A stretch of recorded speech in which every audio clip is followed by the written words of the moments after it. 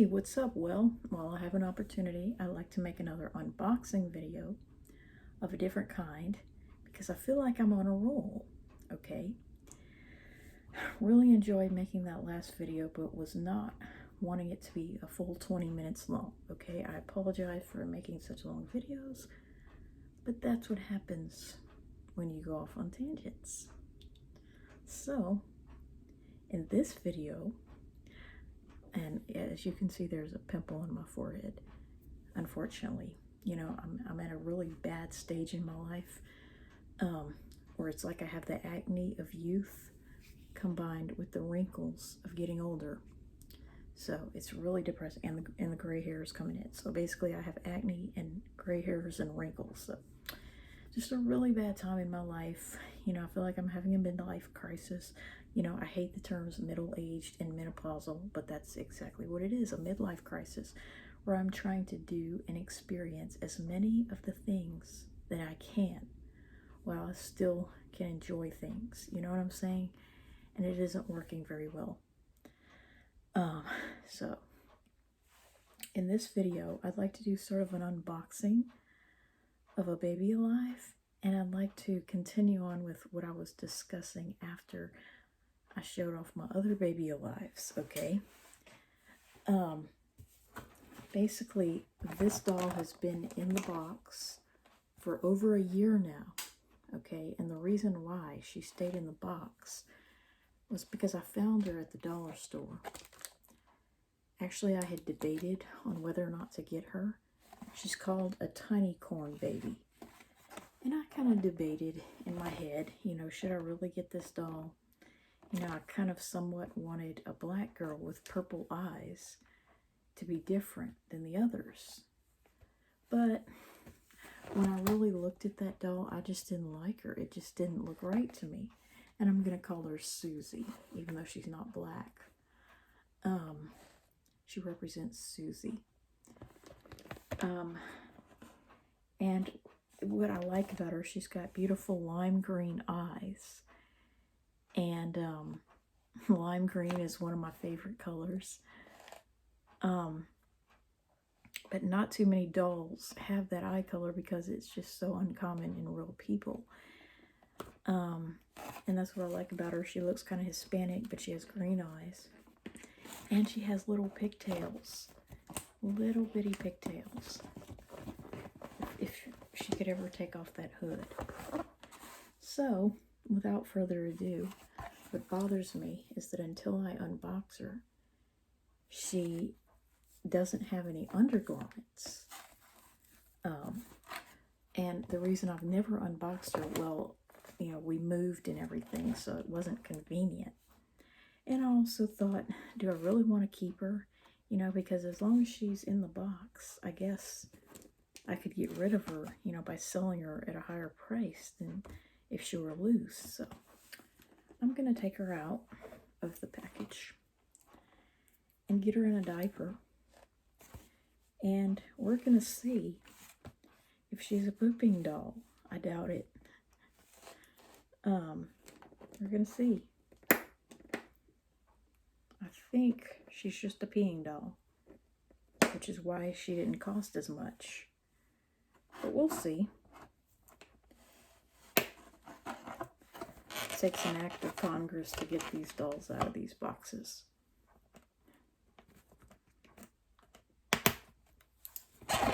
So, she's finally free. And now I couldn't sell her for as much, probably, as a few seconds ago, or a minute ago. And as you can see, she's got a pretty little dress with a unicorn of sort, or some kind of a character on it with a rainbow. See, the rainbow theme, you know, kind of represents all of them to an extent. And she has a brand new fresh diaper and a bottle. So we are going to undo that.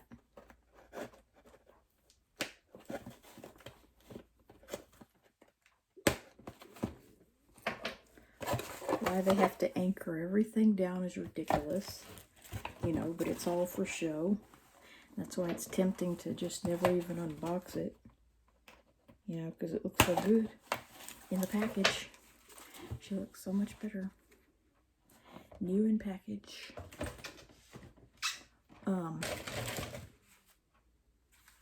So, now that she is unboxed, we're going to put her in this diaper and see if she can poo. Oh my gosh, this is so funny. If you're not laughing right now, you have no sense of humor. But, so here's her diaper, and we're going to put it on her. Okay, you see a fresh, nice, clean diaper. Okay. And, let's see.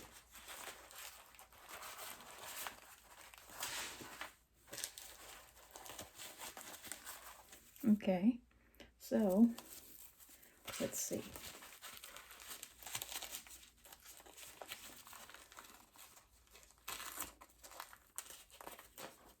It's kind of, I don't know, these babies' diapers don't fit that great.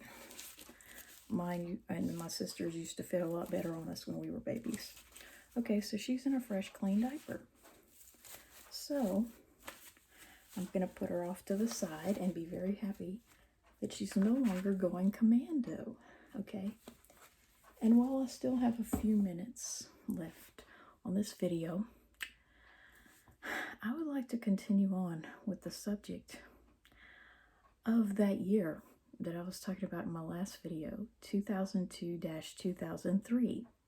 And it was also the year that that movie that I've been obsessed with over the past 5 years came out, that following summer, okay? And it was a bad year in many ways. You know, we started off with the death of my maternal grandmother, and that got me behind in college, which in hindsight, I wish I never would have gone off to college that soon. I never should have done that. I should have gone to college a few years later, once I decided on a major that could earn me some decent money, or done a trade of sorts, you know, that could immediately get me more money. But it was a scam. You know, this forcing me into 13th grade at a community college was the worst thing my parents ever did to me. Well, I mean, not the worst, but one of the worst. So anyway, and also forcing me to drive just to make me appear normal, you know. They really screwed me over with that, because I can't get any government help, you know, just because they think I'm too normal, you know, to need welfare or SSI or anything like that. So anyway, so I went off to college in 2002. I call it 13th grade because that's basically what it was. You know, my parents had as much control over me as they had my senior year of high school. And redshirting me meant that I was already 18 then. You know, redshirting is when you have a kid with a summer birthday and you put them in kindergarten at 6 instead of 5. Okay, so I was 19 in 2002. My granny passed away and I was entering college. And it wasn't all that bad in the fall semester, you know, once I was able to catch up on the work that I missed.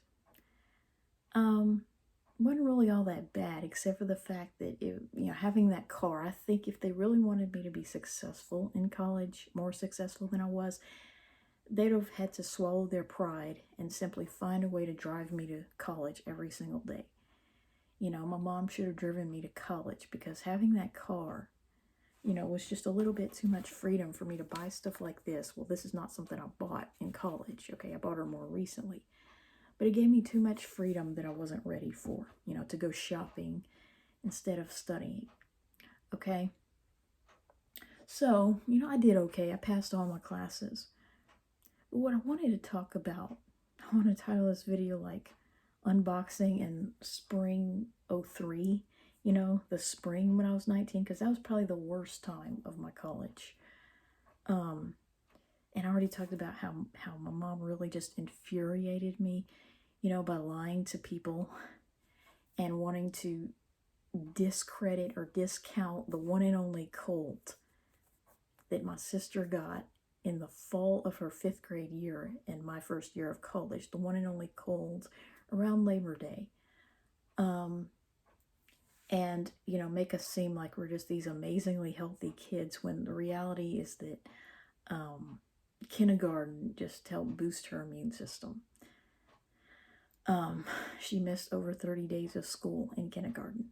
So I think, you know, she got enough colds in kindergarten that even if she'd never gotten another one the rest of her school life, which of course didn't happen, she'd have had enough. Okay. And I told you I caught 9 of them in 8th grade from her kindergarten class. Her in her kindergarten class. So anyway, so in 5th grade, I wanted to talk about how my mom, you know, she really infuriated me by saying that we hadn't had any colds at all. Okay, that wasn't true. Okay, we had one around Labor Day in the fall of 2002. But then, okay, so we get through Christmas. You know, that is true. We didn't have colds the rest of the Burr months, the rest of 2002. Okay, but January rolls around, okay, and I was just so mad. Somehow or another, I was the first one to bring it home, though mine was a lot milder than what what my sister ended up getting from me. So, you know, for once, I was the one to give it to her once again. You know, for the longest time, it'd been mostly her giving it to me.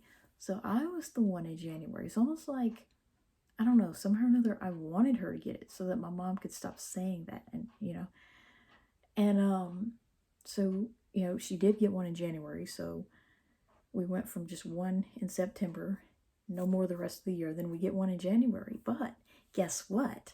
In the spring, it was almost like that got her back into the motion, which I knew it would happen. I knew it would happen. I mean, it never failed. You know, the milder years where I didn't get a lot of colds for most of the year, I always ended the year, like 7th grade was one of the mildest years I had ever had.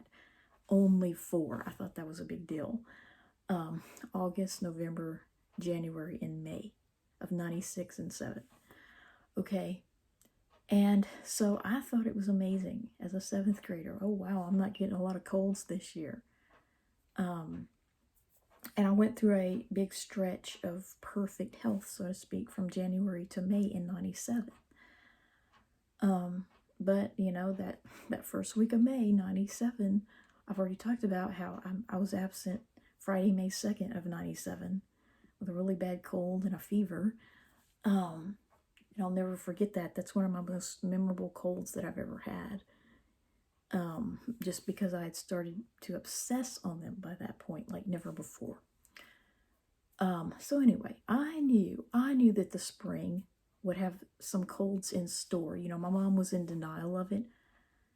But I always knew, you know, that the spring of 03 would be different. You know, that she would have more colds than she'd had in the fall of 02.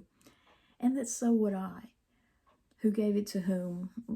That I wouldn't know that until it happened. Okay, so, but what was amazing was like, so in January, I was the one to bring it home from college somehow.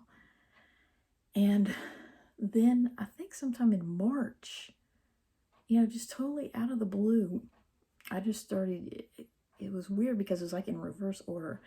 I started to have the burning down my trachea before, you know, the back of my palate, because usually it's the other way around. It was like it started in my lower respiratory system and moved upward in March, I want to say. I just went outside and I don't know, it was just really cold and rainy, and I noticed my throat was raw. And then it progressed into just an ordinary cold, but, you know, the reverse of the symptoms. And my sister caught it. You know, I got really hoarse, and she caught it from me. Then I want to say, like, some point in April, she caught yet another one, and I still had it in early May.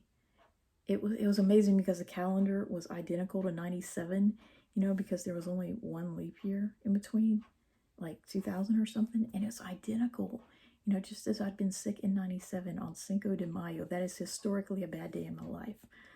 Well, in 2003, that was a really bad day when I was suspended for cheating on a test, and I still happen to be sick with that cold from April around that time. So September, January, March, April, into May. And then in early June, get a load of this, my sister gets yet another cold. I don't know, she got it from some piano recital, I guess. And she gets a cold, but I didn't get it that time, because I guess at 19, my immune system was too hardy, to get yet another one, like a 1, 2, 3, 4, 5th one. So she ended the year, that year that my mom was bragging so much, she ended the year with 5, and I caught 4 of them, okay? So that was a pretty bad year overall. So what I'm saying is you cannot judge a year. You can't just say, oh, this is a healthy year. We're not going to have a bunch of colds this year because we haven't had any. Well, no, dumbass. It's like you have to wait until the year is truly over. You know what I'm saying? And from my perspective, the year begins on June 19th and ends on June 18th. Okay, because I was born on Juneteenth. Okay, so, that's what I consider a year, June to June, not January 1st through December 31st. You know what I'm saying? It's an age in my life, not a calendar year that I'm going by. So anyway, this video is almost as long. What do you know? And let's see if this doll is a pooping doll or not. Let's see if she's a pooping doll. I wonder what she is, a peeing or a pooping baby. Let's see what she is. What do you know? She is a pooping baby.